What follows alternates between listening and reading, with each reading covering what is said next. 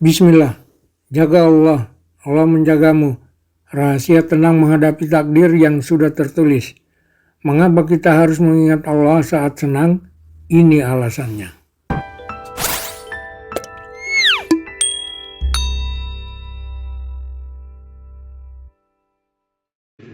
Bismillahirrahmanirrahim. Assalamualaikum warahmatullahi wabarakatuh. Alhamdulillahi rabbil alamin wa bihi nasta'inu ala umuri dunya waddin. Wassalatu wassalamu ala nabiyyina habibina Muhammadin. Allahumma salli ala Muhammad wa ala ali Muhammad. Amma ba'du. Jamaah Masjid Al-Aqsa yang dimuliakan Allah Subhanahu wa taala. Alhamdulillah pada kesempatan pagi hari ini 19 Juli, alhamdulillah kita bisa hadir di Masjid Al-Aqsa untuk menjalankan sholat subuh berjamaah. Sebuah nikmat yang besar, nikmat yang luar biasa. Karena kalau 2 rakaat sebelum subuh saja itu lebih baik daripada dunia dan seisinya, apalagi sholat fardunya ya. Allahumma shalli ala Muhammad wa ala ali Muhammad amma ba'du. Jamaah sekalian yang dimuliakan Allah, ada satu nasihat Nabi yang disampaikan oleh sahabat Abdullah bin Abbas radhiyallahu anhu. Satu ketika sahabat Abdullah bin Abbas ini bercerita begini, qultu khalfa Rasulillah sallallahu alaihi wasallam. Kemudian beliau menceritakan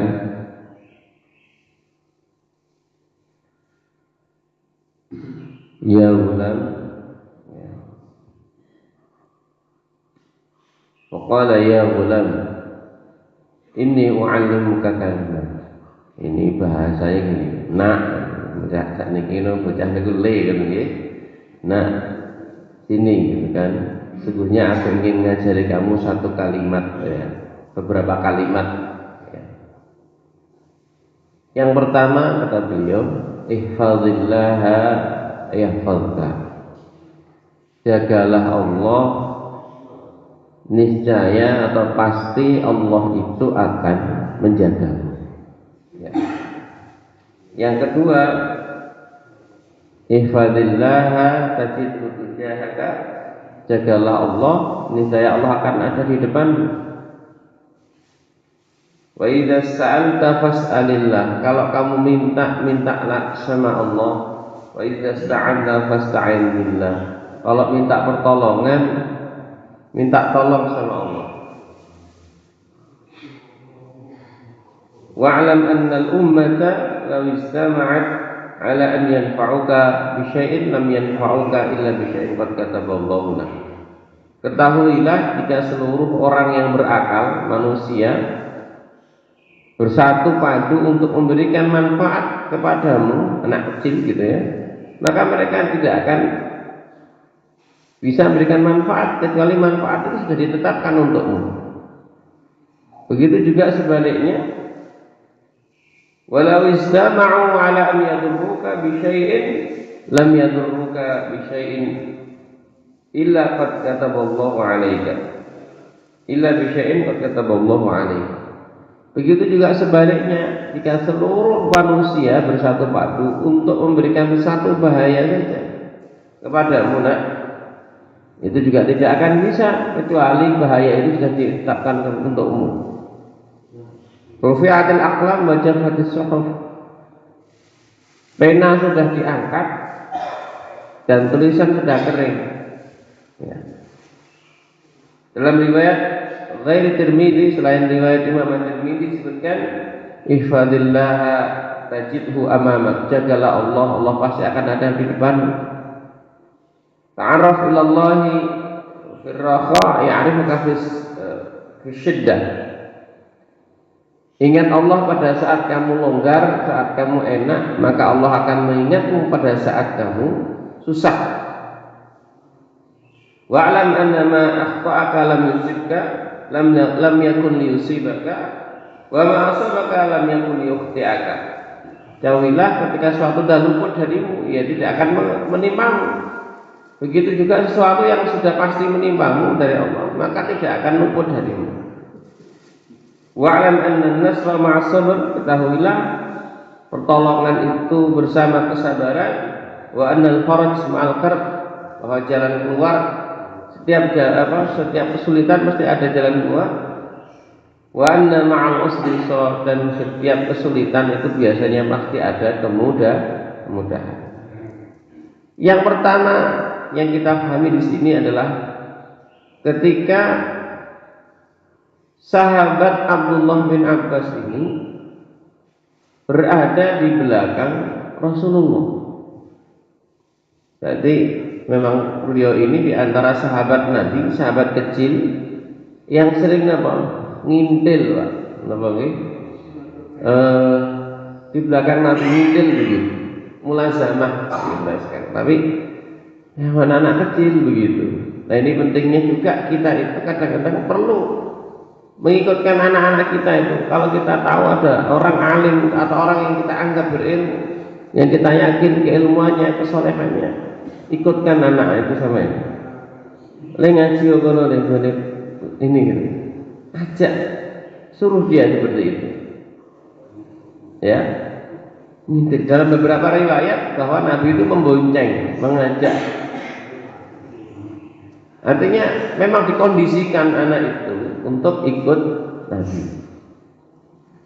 Ini Abdullah bin Abbas ini adalah keponakan sepupunya ya, karena anak daripada Abbas. Abbas itu paman Nabi Sallallahu Alaihi Wasallam. Nah, beliau bisa sampai menceritakan detail nasihat Nabi. Nah, gitu kan, panggilan yang begitu mesra, panggilan yang begitu akrab untuk anak kecil. Gulam itu kalau di dalam bahasa Arab, anak yang usianya tidak lebih dari 9 tahun. Ya, tidak lebih dari 9 tahun. Itu sudah diberikan satu nasihat. Tapi nasihat ini insya Allah mudah dicerna bagi anak seusia itu. Jagalah Allah, Allah pasti menjagamu. Apa yang dimaksud menjaga Allah? Jaga perintah dan larangannya, atau jaga syariatnya. Allah perintahkan apa? Jaga untuk dikerjakan. Allah melarang apa? Jaga untuk tidak dikerjakan kalau itu memang sebuah larangan. Apa jawabannya? Apa hasilnya? Allah pasti menjagamu. Ihfazillah yahfazka. Pasti Allah menjaga. Senantiasa menjagamu. Ihfazillah tajidhu tujahak. Jagalah Allah, Allah niscaya akan berada di depanmu. Dia menjaga menjadi tameng kita itu. Dari mana? Ketika kita senantiasa menjaga perintah Allah, menjaga syariat Allah Subhanahu wa taala. Kemudian berikutnya adalah fa idza sa'alta fas'alillah. Kalau kamu minta atau kamu berdoa, doa sama Allah. Doa sama Allah. Fa idza sta'anta, begitu juga kalau kamu minta pertolongan, mintalah pertolongan kepada Allah. Maka hadis ini ditutup dengan satu ungkapan, rufi'atil aqlam wa jaffatis suhuf. Maaf. Wa'lam annal ummat, ketahuilah jika seluruh manusia istama'at itu berkumpul jadi satu. Kalau di sini kan al-ummah, ummah itu maknanya adalah seluruh manusia yang berakal jadi satu, bersatu padu untuk memberikan satu manfaat saja. Itu manfaat itu tidak akan pernah sampai kecuali manfaat itu sudah Allah tetapkan untukmu. Di sini juga pentingnya kita memahami ketika kita punya banyak orang pun, punya banyak keluarga pun, punya banyak teman pun, tidak akan mampu memberikan manfaat apapun kecuali manfaat itu sudah Allah tetapkan untuk kita. Maka kalau diiringi dari hadis sebelumnya adalah kalau minta-minta sama Allah, berarti di sini juga kita diajarkan agar kita ini nggak boleh terlalu jumawa dengan mungkin banyaknya relasi, banyaknya teman. Karena sekali lagi kemanfaatan mutlak di tangan Allah Subhanahu wa taala. Kalau diperintahkan untuk kita untuk memperbanyak silaturahmi, iya. Tapi juga kita yakin bahwa dengan silaturahmi menambah rezeki itu kan memanjangkan usia, menambah rezeki dan sebagainya, memang iya. Tapi sekali lagi kemanfaatan itu tidak akan pernah tercapai kecuali memang Allah sudah tetapkan. Hadis ini menegaskan keimanan. Kemudian sebaliknya, jika seluruh manusia walau istama'u, nah ini yang terakhir, ala an yadurruka bi syai'in, seandainya seluruh manusia ingin memberikan satu bahaya padamu, bahaya anak kecil, maka tidak akan sampai bahaya itu kecuali bahaya itu sudah Allah tetapkan untukmu. Maka di akhir hadis yang diriwayatkan oleh Imam At-Tirmidzi ini disebutkan rufi'atil aqlam wa jaffatis suhuf. Maksudnya apa? Pena telah diangkat dan tulisan sudah kering. Maksudnya apa? Takdir itu sudah ditulis. Catatan takdir itu sudah ditulis. Bahkan kita itu ditulis takdirnya sejak apa? Sejak 120 hari dalam kandungan ibu kita. Jadi 40 hari yang ketiga, berarti kan sesudah 120 hari itu kan diutuslah malaikat untuk apa? Meniupkan ruh dan kemudian apa? Mencatat 34 dekat rizqihi wa ajalihi wa amalihi wa syaqiyyun aw sa'id. Jadi semenjak 120 hari kita itu dalam kandungan ibu kita itu sudah Allah kirimkan malaikat untuk nulis apa? Dekat rizqihi, nulis rezekinya, rezeki, ajal, amal, bahkan bahagia atau sengsara itu sudah dituliskan sejak kapan kita berada di dalam perut ibu kita sebelum kita dilahirkan.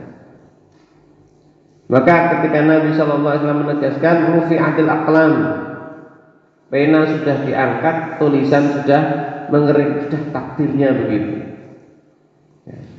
Maka di sambungan hadis berikutnya yang diriwayatkan oleh selain Imam At-Tirmidzi disebutkan ihfazillah tajidhu amamak, jagalah Allah niscaya Allah akan berada di depanmu. Berarti apa yang akan menjaga kita?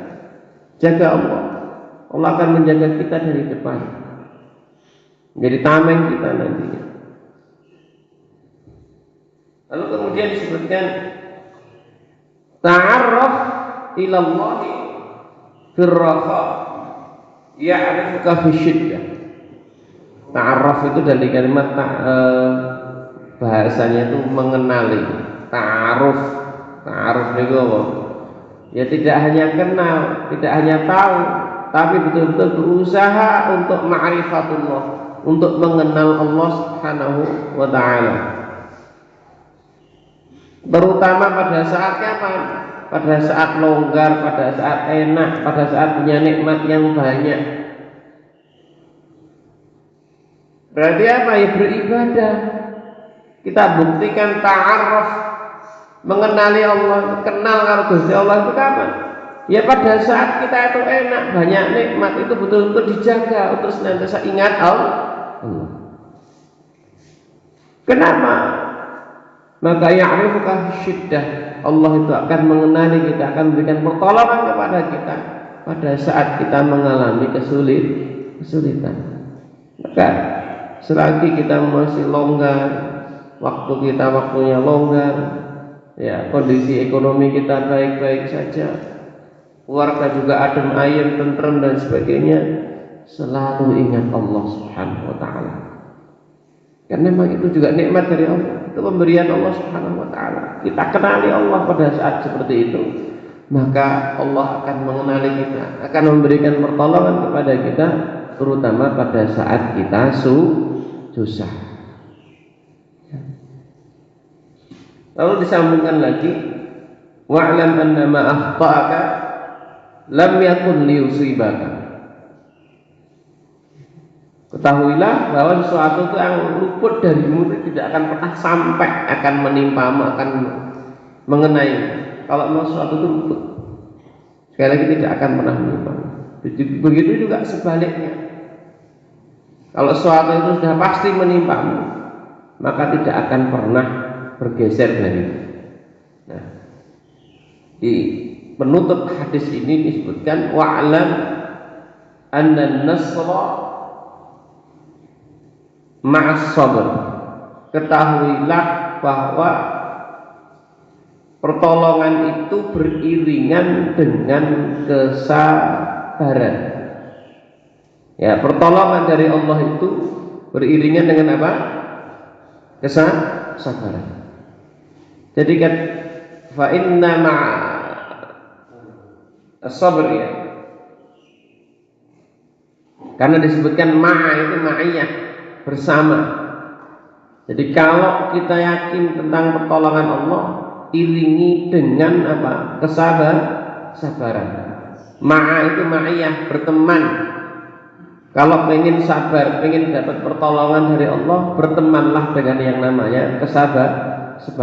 Dekat orang itu sabar banget. Ya. Dan bahkan setiap pertolongan itu mesti ada diiringi kesabaran. Maka sabar itu mutlak dibutuhkan. Kalau para ulama menyebutkan sabar itu pada 3 hal. Sabar pada saat menjalankan perintah apa saja butuh sabar. Sholat panjenengan datang ke sini butuh sabar napa mboten? Butuh sabar. Ibu-ibu menahan diri untuk tidak ngrasani butuh sabar mboten, Bu? Butuh nggih? Nggih, ngempet untuk tidak ngrasani ya butuh kesabaran. Sabar meninggalkan maksiat itu butuh. Ya. Kemudian sabar yang ketiga kata ulama, menurut para ulama itu sabar pada saat menerima takdir yang gak enak lah begitu. Ditakdirkan sakit, terus sabar itu diantara. Jadi sabar itu pada 3 hal tadi. Sabar dalam ketaatan, sabar dalam meninggalkan larangan, dan sabar ketika mendapatkan musibah. Dan itu punya dampak tadi apa? Kesabaran itu akan membersamai dengan apa? Bersama dengan pertolongan dari Allah Subhanahu wa taala. Yang berikutnya wa annal faraj ma'al karb. Dan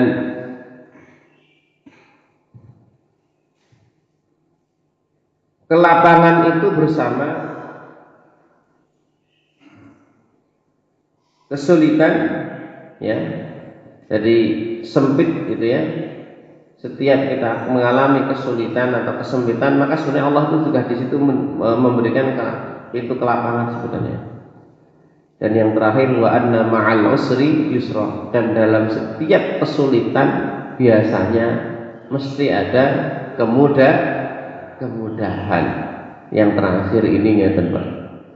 Dalam kondisi kesulitan, mohon maaf yang mungkin di sini di sektor swasta mungkin merasakan ya, dengan kondisi hari ini yang mungkin jualan gitu ya agak mengalami kesulitan.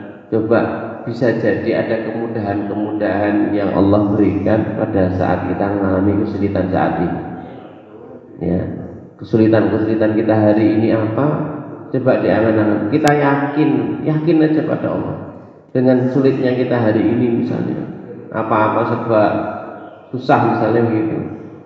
Coba diyakini bahwa dalam kesulitan itu pasti ada kemudahan. Coba kita yakini itu. Orang terkadang hari ini itu pada ngeluh ini dan itu dan sebagainya, ya dengan segala kesulitan hari ini, bahkan lebih sulit daripada 98 dulu atau gimana lah begitu. Tapi coba diingat-ingat dalam kesulitan hari ini itu Allah berikan kemudahan apa, coba diangan-angan. kita sambil meyakini hadis ini bahwa apa? Dalam setiap kesulitan itu ada kemudahan. Dan bahkan kalau di dalam Al-Quran disebutkan inna ma'al usri yusra fa inna ma'al usri yusra. Perhatikan, ayat ini menyebutkan al-usr itu hanya sekali sebenarnya. Al-usr di ayat yang kedua, kesulitan di ayat yang kedua itu sama dengan kesulitan yang pertama. Tapi kata yusra disebutkan 2 kali yang. Maka kata ulama, sesungguhnya dalam satu kesulitan itu ada 2 kemudahan. Ini saya ingat betul dulu nasihat guru saya itu begitu. Jadi dalam satu kesulitan itu ada 2 kemudahan, bisa jadi lebih. Maka kalau ungkapan itu jangan susah-susah gampang, tapi apa? Gampang-gampang, gampang-gampang, ya, agar gampangnya itu 2 kali gitu. Ya, gampang-gampang, susahnya sekali aja gitu. Ya, jangan susah gampang ya, gampang-gampang susah. Karena Al-Quran ungkapannya begitu. Dan inna ma'al usri yusra. Fa inna ma'al usri yusra. Ini yang paham bahasa Arab tahu deh. Kenapa al-usr di awal diulangi lagi itu sama, sedangkan yusranya 2 kali itu berbeda.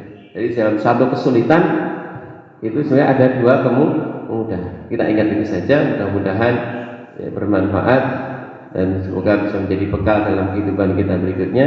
Cukup nih 5:30. Oke. Semoga bermanfaat. Hadanallahu wa iyyakum. Assalamualaikum warahmatullahi wabarakatuh. Subhanakallahumma wa bihamdika asyhadu an la ilaha illa anta astaghfiruka wa atubu ilaik.